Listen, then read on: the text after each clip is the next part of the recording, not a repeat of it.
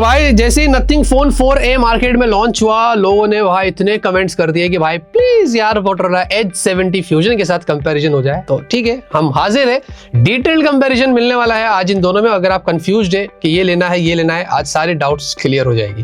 देखिए, अगर आप हमारे चैनल पर नए हैं तो सब्सक्राइब कर लेना।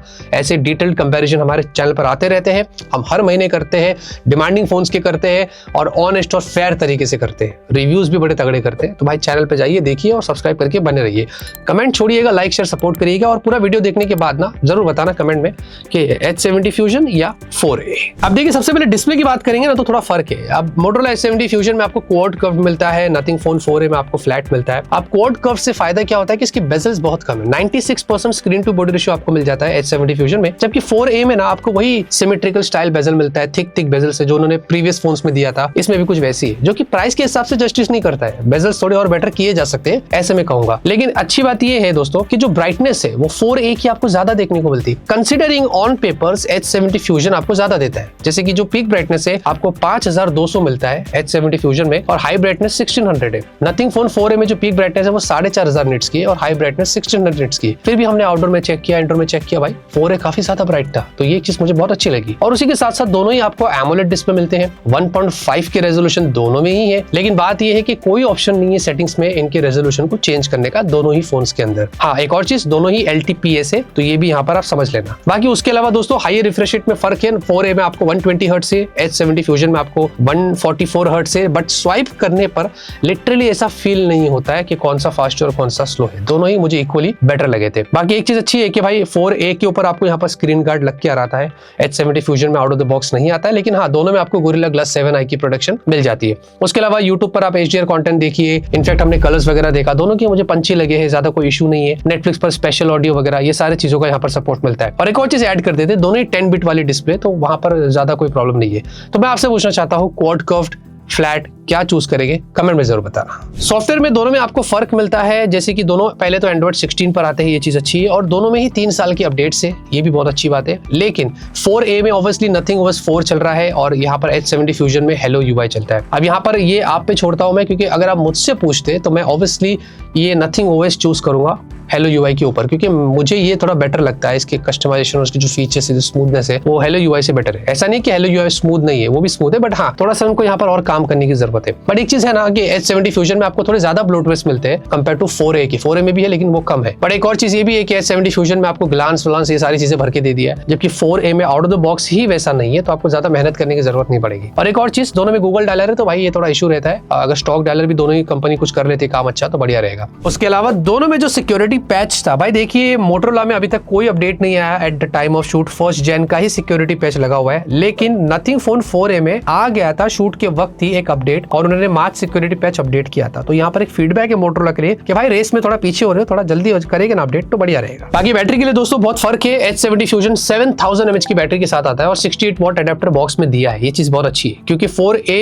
जो है इसमें आपको 5400 mAh की बैटरी है और 50 वॉट की चार्जिंग सपोर्ट है, लेकिन चार्जर ये बॉक्स में नहीं है। तो यहाँ पर खर्चा तो और बढ़ जाएगा, क्योंकि प्राइस भी थोड़ी ज्यादा है और फिर खर्चा भी और हो जाएगा। तो ये थोड़ा ब्रांड को समझना चाहिए कि चार्जर बॉक्स में देना स्टार्ट करना चाहिए। बाकी एक चीज क्लियर कर दो, दोनों में आपको वायरलेस चार्जिंग नहीं मिलती है। उसी के साथ साथ पहले चार्जिंग की बात करें तो 4a की बात करते हैं। 5400 mAh को हमने 65 वॉट वाले PD चार्जर से चार्ज किया, जो हमारे ऑफिस में अवेलेबल था। लगभग 35 मिनट में 50% चार्ज हो गया और 1.5 घंटे के आसपास लग गया था उसको फुल चार्ज होने के लिए। बाकी मोटोरोला में 50% चार्ज होने के लिए लगभग 1 घंटा लग गया था और फुल चार्ज होने के लिए लगभग 2 घंटा लग गया। कंसिडरिंग 68 वॉट होने के बाद भी हम मानते हैं 7000 है, फिर भी मेरे हिसाब से चार्जिंग समय यहाँ पर थोड़ा सा ज्यादा लिया है। अब बात करते हैं बैटरी ड्रेन टेस्ट, ये बहुत इंपॉर्टेंट होता है। तो हम 2 तरीके से करते हैं। एक, हम मल्टीमीडिया एक्सपीरियंस चेक करने के लिए हमने कंटिन्यूसली दोनों में वीडियो प्लेबैक किया था 8.5 घंटे तक का। इसमें यूट्यूब, नेटफ्लिक्स सब चला है। ये सिर्फ आपके नॉलेज के लिए कि अगर आप पूरा दिन इसमें सिर्फ वीडियोस देखते हैं तो दोनों कितना टिकते हैं। भाई सरप्राइजिंगली दोनों बहुत करीब थे, 48% ड्रॉप हुआ था मोटोरोला और 49% ड्रॉप हुआ था नथिंग। लेकिन फिर हमने किया हैवी यूसेज वाला टेस्ट, जो हम बहुत सीवियरली करते हैं और आपको रेकमेंड नहीं करूंगा, सिर्फ आपके नॉलेज के लिए बता रहा हूँ। इसमें 4K वीडियो रिकॉर्डिंग, गेम्स, ये वो सब कुछ करते हैं,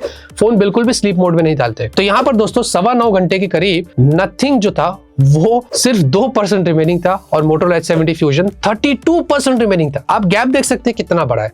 और बाद में उसके बाद नथिंग वाले ने तो दम तोड़ दिया था, लेकिन और टेस्टिंग के बाद 12 घंटे तक चला था Motorola H70 Fusion। उसके बाद जाके इसमें सिर्फ 1% बैटरी थी। इससे ये पता चलता है कि दोनों के अंदर आपको ज्यादा बैकअप जो है वो H70 Fusion में देखने को मिलेगा, क्योंकि 7000 जो दिया है वो काम भी करता है। नथिंग फोन 4A में भी ऐसा नहीं है कि आपको एक दिन का बैकअप नहीं मिलेगा, इसमें भी 9 से 9.5 घंटा स्क्रीन ऑन टाइम काफी अच्छा है, इसमें भी आपको ऑलमोस्ट एक दिन का बैकअप मिल जाएगा। बाकी कैमरे की बात करेंगे तो भाई देखिए दोनों में 50 मेगापिक्सल का सेंसर जो प्राइमरी है वो थोड़ा डिफरेंट है। Motorola वाले में आपको LYT710 वाला लेटेस्ट सेंसर दिया गया है विद OIS, ये सोनी वाला ही IMX वाला है, बस नाम थोड़ा चेंज हुआ है। जबकि नथिंग वाले में आपको 50 मेगापिक्सल का Samsung GN9 वाला सेंसर है विद OIS। तो Samsung और LYT में यहाँ पर दोनों में थोड़ा डिफरेंस है। बाकी दोनों में अच्छी बात यह कि 4K 30 FPS पे आप रियर में वीडियो शूट कर सकते हैं, और साथ ही साथ Motorola वाले में आपको 13 मेगापिक्सल का एक अल्ट्रावाइड सेंसर दिया है और उसमें मैक्रो भी दिया है, लेकिन Motorola में कोई टेलीफोटो सेंसर नहीं है। नथिंग में आपको टेलीफोटो सेंसर दिया गया 50 मेगापिक्सल का और उसमें OIS दिया है, फिर उसमें एक अलग से अल्ट्रावाइड भी आपको मिलता है। तो यहाँ पर सेंसर ज्यादा है और ये थोड़ा बेटर लग रहा है क्योंकि टेलीफोटो यहाँ पर ऐड किया। इस वजह से आप नथिंग 4A में ना 70 टाइम्स जूम कर सकते हैं, जबकि Motorola वाले में आप 10 के ऊपर जा नहीं सकते। तो ये एक डिफरेंस है दोनों के कैमरे में। टेलीफोटो में आप यहाँ पर साफ देख सकते हैं। सेल्फी दोनों में सेम है 32 मेगापिक्सल की, लेकिन अच्छी बात है कि H70 Fusion में आप 4K 30 FPS पे सेल्फी में वीडियोस निकाल सकते हैं, जबकि नथिंग फोन 4A जो है वो फुल HD 60 FPS पे अटका रहता है। अब ये थोड़ा सरप्राइजिंग बात है कि दोनों में सेम चिपसेट है, सेम ISP है, तो वो किया जा सकता था। नथिंग वाला 4K दे सकता था पर उन्होंने 4K नहीं दिया। अब पहले पिक्चर की बात करेंगे तो भाई देखिए ह्यूमन पोर्ट्रेट जो है ना वो दोनों के मुझे यहाँ पर अच्छे लगे थे, बट नथिंग जो है ना वो अगर आप गौर से देखते हैं तो थोड़े से डिटेल्स यहाँ पर ज्यादा निकाल कर लेके आता है और Motorola थोड़ा सा यहाँ पर सॉफ्ट हो जाता है। मतलब इन जनरल अगर आप देखेंगे कुछ फोटोज में Motorola थोड़ा वार्म भी रहता है, नथिंग थोड़ा सा कॉन्ट्रास्टी हो जाता है। लेकिन अगेंस्ट सनलाइट की अगर बात करें, हमने कुछ पोर्ट्रेट वगैरह लिया था तो Motorola ना यहाँ पर मुझे थोड़ा बेटर लगा था, वो आप यहाँ पर देख सकते हैं। और जो जूम पोर्ट्रेट अगर ह्यूमन पोर्ट्रेट की भी बात करें तो इसमें भी मुझे कुछ ज्यादा डिफरेंस देखने को नहीं मिला था। जो मैंने ऊपर अभी आपको बताया वही चीजें यहाँ पर नोटिस किया था। बाकी जूम फोटोज ऑब्वियसली 70 टाइम्स और 10x में तो मैं आपको क्या ही बताऊंगा, फिर भी एक फायदा है कि नथिंग फोन 4A में आप अच्छे खासे जूम फोटोज यहाँ पर निकाल सकते हैं जो यहाँ पर आपको साफ दिखाई दे रहे हैं। और उसके अलावा अगर मैक्रो की बात करते हैं तो हमने मैक्रो भी लिया था, तो नथिंग के डिटेल्स काफी बेटर थे, जो आप यहाँ पर देख सकते हैं। Motorola वाला थोड़ा इस मामले में मार खा गया था। कलर्स वगैरह भी अगर आप देखेंगे ना तो भाई Motorola थोड़ा ज्यादा विविड लगता है, कहीं कहीं कलर्स को पुश करता है। और एक चीज मुझे Motorola में अच्छी लगी कि जिस कलर की आप फोटोज लेते हैं ना उसके हिसाब से वो नीचे वाटरमार्क भी चेंज करता है, वो आप यहाँ पर देख सकते हैं। बाकी नथिंग वाला जो है उसने कलर को यहाँ पर बैलेंस करके रखा था। लेकिन अल्ट्रावाइड में पूरे पिक्चर ही चेंज हो गया। जितने भी अल्ट्रावाइड फोटोज हमने निकाले थे दोनों फोन्स के अंदर, Motorola ने बहुत अच्छा डायनामिक रेंज मेंटेन किया था। और नथिंग वाला देखेंगे बार बार ओवर एक्सपोज होता है, स्काई को पूरा व्हाइट कर देता है, तो इतने बुरे बुरे फोटोज आ रहे थे अल्ट्रावाइड में। मुझे लगता है नथिंग वालों को ना अल्ट्रावाइड में ना काम करना चाहिए। बाकी डे सेल्फीज दोनों ही मुझे इक्वली ठीक लगे थे। फिर भी यहाँ पर Motorola थोड़े से यहाँ पर बेटर कलर्स लेके आता है, क्योंकि जो टी शर्ट का कलर अगर आप देखोगे ना तो जिसने सेल्फी लिया मैंने उससे पूछा तो उसने बताया कि Motorola वाले ने मेरे टी शर्ट के कलर को एक्यूरेटली बताया, नथिंग वाला थोड़ा गड़बड़ा गया था। वीडियो जूम भी आपको दिखा रहा हूँ, Motorola वाला सिर्फ 6x तक ही जाता है और नथिंग वाला भाई वीडियो के दौरान 20 तक भी जूम चला जाता है, 20x तक। तो ये एक एडवांटेज आपको यहाँ पर नथिंग में मिल जाता है। बाकी रियर वीडियो की अगर आप बात करेंगे तो दोनों मुझे यहाँ पर अच्छे लगे। बस ये है कि जब चलते हैं थोड़ा सा तो नथिंग में थोड़ा सा फ्लिकरिंग ज्यादा होता है कंपेयर टू Motorola के, बट डिटेलिंग दोनों की अच्छी है। अगेन सनलाइट भी अगर आप वीडियोस देखते हैं ना डे में तो दोनों में यहाँ पर अच्छा काम किया गया। और सेल्फी वीडियो भी देखेंगे तो दोनों मुझे यहाँ पर अच्छे लगे हैं, ज्यादा डिफरेंस नहीं था। बस Motorola की स्किन कभी कभी थोड़ी सॉफ्ट रहती है, शूट के टाइम पे आप देख सकते हैं। और अगेंस्ट सनलाइट भी जब हमने टर्न किया था कैमरा तो दोनों ने यहाँ पर अच्छा काम किया था। बाकी अनफॉर्चुनेटली दोनों में 120 FPS का आपको फुल HD पे स्लो मोशन मिलता है, जो कि बहुत कम है। फिर भी Motorola वाला आपको 240 FPS देता है 720p पे, लेकिन स्टिल स्लो मोशन में यहाँ पर मुझे इतना मजा नहीं आया। और ऑटो फोकसिंग की बात करें तो दोनों ही फोन में ऑटो फोकसिंग अच्छा है, इसमें ज्यादा प्रॉब्लम नहीं थी। बाकी नाइट पोर्ट्रेट की बात करें तो दोनों मुझे अच्छे लगे, बट यहाँ पर वही चीज है कि Motorola थोड़ा वार्म हो जाता है और नथिंग थोड़ा सा ब्राइट और थोड़ा सा सॉफ्ट रहता है, वो दिख रहा है। नाइट स्काई में कोई ज्यादा दोनों में घोस्टिंग मैंने नोटिस नहीं किया, जो कि अच्छी बात है। नाइट फ्लेयर की बात करें तो साफ दिख रहा है Motorola ने फ्लेयर्स को कितने अच्छे से मेंटेन किया, और नथिंग वाला तो भाई इतना भौकला गया था कि मुझे पता नहीं क्या हो गया था उसको। और नाइट जूम में डेफिनेटली नथिंग बेटर है, जो यहाँ पर आपको साफ दिखाई दे रहा है। नाइट सेल्फी पोर्ट्रेट की बात करें तो भाई Motorola देखेंगे थोड़ा बैलेंस्ड है और नथिंग वाला थोड़ा सा यहाँ पर कभी कभी ब्राइट हो जाता है। और हमने थोड़ा सा एनवायरमेंट चेंज किया, एकदम डार्क एनवायरमेंट में गए जहाँ पर लाइट नहीं थी और सेल्फीज लेने की ट्राई किया, तो दोनों ने मुझे लगता है कि कहीं ना कहीं काम किया है, जो कि थोड़ा बेटर भी किया जा सकता है। बाकी रियर वीडियो नाइट का देखेंगे तो दोनों मुझे यहाँ पर ठीक लगा था, थोड़े बहुत फ्लिकरिंग रहती है वीडियो के दौरान, वो आप देख सकते हैं। और सेल्फी वीडियो भी नाइट की अगर आप देखेंगे तो दोनों मुझे इक्वली यहाँ पर ठीक लगे थे। मतलब कहीं ना कहीं मुझे लगता है कि नाइट में कुछ सिनेरियोस में इन दोनों ब्रांड्स को काम करने की जरूरत है। फिर भी गूगल ड्राइव की लिंक मैंने सेपरेटली डिस्क्रिप्शन में डाला है, आप जाइए चेक करिए, बताइए कि दोनों में से फोटोज वीडियोस किसके अच्छे लगे। बाकी परफॉर्मेंस के लिए दोनों में सेम चिपसेट लगी हुई है, Snapdragon 7s Gen 4, लेकिन कुछ ऐसे रिजल्ट्स है जो आपको सरप्राइज कर देंगे, तो ये वाला पार्ट मिस मत करना। बाकी दोनों 4nm पर आपको मिलता है। LPDDR5X दिया गया है Motorola H70 Fusion में। नथिंग फोन 4A में आपको LPDDR4X मिलता है, ये उनको अपग्रेड करना चाहिए था बट उन्होंने नहीं किया। लेकिन स्टोरेज दोनों में सेम है, UFS UFS 3.1। हमने यहाँ पर कुछ स्टोरेज स्पीड देखी, आप देख सकते हैं, ये सिर्फ ऑन पेपर से आसपास ही थे, ज्यादा फर्क नहीं था। लेकिन अगर Antutu की बात करें तो भाई देखिए नथिंग वाला जो थोड़ा पीछे था, अराउंड 8-9 लाख के आसपास था, और मोटोरोला वाला थोड़ा सा ऊपर चला गया था। अब दोनों हमने सेम वर्जन पे टेस्ट किया था Antutu के, तो ये आपको मैं क्लियर कर रहा हूँ। बट यहाँ पर दोनों के थर्मल्स बहुत अच्छे थे, 38-39 डिग्री से ज्यादा हीट नहीं हुए थे। CPU थ्रॉटल मोटोरोला वाला 82%, नथिंग वाला ज्यादा अच्छा था 95% पर, और दोनों में यहाँ पर हीट जो है वो मोटोरोला वाला कम हुआ था और नथिंग वाला बहुत ज्यादा हो गया था, around 48 degree Celsius. Geek bench भी आपके नॉलेज के लिए दिखा रहा हूँ। 3D मार्क में दोनों की स्टेबिलिटी अच्छी थी, लेकिन यहाँ पर भी नथिंग वाला थोड़ा ज्यादा हीट हो गया था। एक चीज साफ है यहाँ पर कि अगर आप ज्यादा स्ट्रेस डालते हैं तो मोटोरोला वाला थोड़ा इतना ज्यादा हीट नहीं होता है compare to nothing phone 4a के, वो थोड़ा ज्यादा हीट हो जाता है। और उसी के साथ साथ अगर मैं थोड़ा सा आपको मल्टीटास्किंग की बात करूं, ऐप ओपन क्लोज वगैरह की बात करूं, तो हमने दोनों में सेम ऐप ट्राई किया था, टाइमर भी लगाया था। तो यहाँ पर नथिंग वाला ना जल्दी सारे काम कर लिया था, 1 मिनट 53 सेकंड्स में सारे ऐप्स वगैरह ओपन करके लोड कर दिया था। मोटोरोला थोड़ा पीछे हो गया था 2 मिनट 20 सेकंड्स में। बाकी अगर गेमिंग की बात करें तो भाई देखिए दोनों में 120 FPS आपको मिल जाता है गेम में, BGMI में। लेकिन सैडली मोटोरोला वाला हमारे जब ऐप हमने डाला था, पता नहीं क्या इशू है, उसमें 90 के ऊपर नहीं जा रहा था, और एवरेज FPS भी अगर आप देखेंगे तो उसका नीचे हो गया था, जबकि नथिंग वाला आपको बेटर FPS प्रोवाइड करता है उस साइड पर। दोनों में हमने कॉल ऑफ ड्यूटी ट्राई किया, 90 FPS था, इसमें भी एवरेज FPS अगर आप देखेंगे तो नथिंग वाला ज्यादा बेटर था। साथ ही साथ जेंशिन इंपैक्ट में एवरेज FPS में यहाँ पर मोटोरोला आगे था, और वुदरिंग वेव्स के अंदर भी अगर आप देखेंगे तो नथिंग फोन 4a आगे था। बट एक प्रॉब्लम ये थी कि जब दोनों में हमने रेड डेड रिडेम्पशन डाला तो भाई दोनों ही फोन मार खा गए। पता नहीं ये ऑप्टिमाइजेशन का इशू होगा या चिपसेट के साथ में ऑप्टिमाइज नहीं किया गया,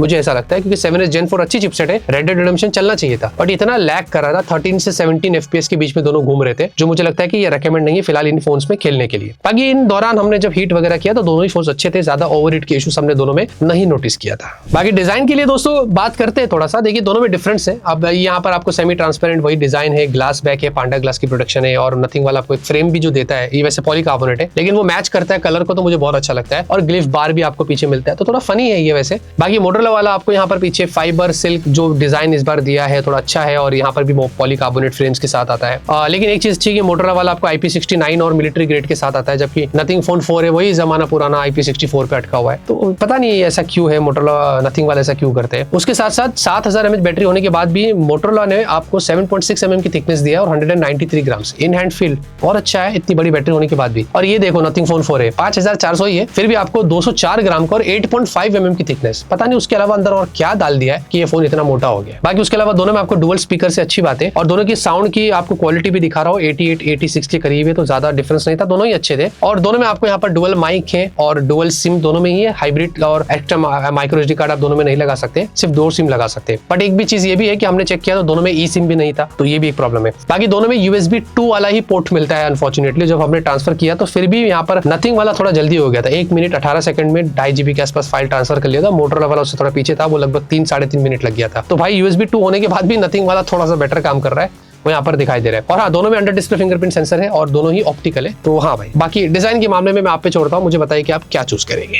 बाकी उसके अलावा दोस्तों दोनों में आपको 5G बैंड जो है वो सेम है, 16 5G बैंड्स है, दोनों में Wi-Fi 6 है। वैसे मोटोरोला H70 फ्यूजन में 6E है, और दोनों में ब्लूटूथ आपको 5.4 है। लेकिन अच्छी बात यह कि मोटोरोला में आपको NFC दिया गया है, जो कि नथिंग फोन 4a में नहीं है, पता नहीं क्यों, इधर होना चाहिए था। और दोनों में सारे सेंसर्स आपको मिलते हैं। हमने यहाँ पर स्पीड टेस्ट वगैरह भी किया था अच्छे और बुरे नेटवर्क में, वैसे तो अच्छे नेटवर्क में दोनों ऑलमोस्ट इक्वल थे और बुरे में भी ठीक ठाक ही थे। अब ये डिपेंड करता है कौन से लोकेशन पर है और क्या सिम कार्ड यूज कर रहे हैं, तो इस पर इतना ज्यादा फोकस करने की जरूरत नहीं है। लेकिन इतना मैं बोलूंगा, कॉल क्वालिटी और ये सब कुछ में दोनों यहाँ पर फोन्स अच्छे थे। अब बात करते हैं one of the most difficult part, conclusion और मेरा ओपिनियन। ये मुझे बहुत डिफिकल्ट लगता है क्योंकि दोनों फोन्स ने अपनी जगह पर काम किया है, बस प्राइस में काफी फर्क है। अच्छी बात ये कि मोटोरोला H70 फ्यूजन इतना प्राइस हाइक होने के बाद भी 30,000 के नीचे लॉन्च हुआ है, 27,000 से आपको मिलता है 8128। हाँ, मैं मानता हूँ 8256 देना चाहिए था, बट उन्होंने ऐसे ही किया, तभी आपको उस प्राइस पर मिल रहा है, वरना तो हमें पता है सब फोन कितने महंगे हो गए। एग्जाम्पल नथिंग फोन 4a ही आप देख सकते हैं 32,000 से आ रहा है, और इसमें भी 8128 है, यहाँ पर भी 8256 होना चाहिए था। आप देखिए, मैं आपको सिंपल बताता हूँ, अगर आपको बड़ी बैटरी चाहिए, साफ बता रहा हूँ, और आपको ड्यूरेबिलिटी थोड़ी ज्यादा बेहतर चाहिए, तो यहाँ पर मेरे हिसाब से मोटोरोला H70 फ्यूजन जो है आप थोड़े पैसे बचा कर ले सकते हैं, क्योंकि इसकी बैटरी बहुत अच्छी है। लेकिन अगर आपको ऐसा लगता है कि नहीं, मुझे बेटर सॉफ्टवेयर एक्सपीरियंस चाहिए, मुझे टेलीफोटो भी एक्सपीरियंस करना है और एक दिन फोन यूज कर लूंगा, मुझे कोई प्रॉब्लम नहीं, उतना बैकअप चाहिए रहेगा, तो आई थिंक आप नथिंग फोन 4a में इन्वेस्ट कर सकते हैं। तो ये पूरा आपकी चॉइस पे डिपेंड करता है कि आपको क्या रिक्वायरमेंट है और आपको क्या लेना चाहिए। मैंने आपको ये दोनों, इस वीडियो में दोनों को कंपेयर करके बता दिया कि किसमें क्या अच्छा है, किसमें क्या बुरा है। अब आप डिसाइड कर सकते हैं कि अब आपको दोनों में से क्या लेना है। तो ये चीज मैंने यहाँ पर एकदम क्लियर कर दिया हो, क्योंकि जब फोन्स अच्छे होते हैं ना तो उसमें दोनों में से